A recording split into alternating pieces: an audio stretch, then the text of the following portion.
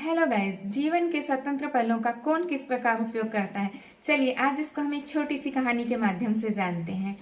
एक राज्य था, उसका नियम था कि वहाँ किसी भी जन सामान्य को 10 साल के लिए राजा बना दिया जाता था और 10 साल उसके पूरे होते ही उसे एक ऐसे द्वीप के ऊपर भेज दिया जाता था जहाँ पर अन्न और जल नहीं होता था। ऐसे ही समय समय पर अनेक राजा होते गए और वे अपनी समयावधि पूरी होने के पश्चात उस द्वीप पर भेजे जाते थे। चूंकि वहां अन्न जल न होने की वजह से वैसे ही उनकी जीवन लीला समाप्त हो जाती थी। ऐसे ही समय बीतता चला गया। कुछ समय के पश्चात कोई भी उस राज्य का राजा बनने के लिए तैयार नहीं हुआ।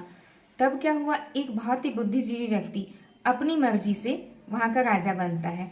चूंकि उसे अपने भविष्य की चिंता रहती है, वह उस द्वीप के ऊपर जाता है, उस द्वीप को ध्यान से देखता है और उसके पश्चात वहां पर वो खेती की व्यवस्था, जलाशय की व्यवस्था, पेड़ पौधे लगाना और व्यक्तियों के बसने की व्यवस्था कर देता है।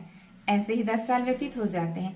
10 साल के पश्चात जब उससे उसका शासन छीन लिया जाता है और उसे उस द्वीप पर भेजा जाता है, तब तक वह द्वीप बहुत ही सुंदर और आकर्षक बन चुका होता है और वहाँ खुशी से अपना जीवन व्यतीत करने लगता है। दोस्तों, हम सभी को अपने जीवन के कुछ पल स्वतंत्र रूप से जीने के लिए मिलते हैं।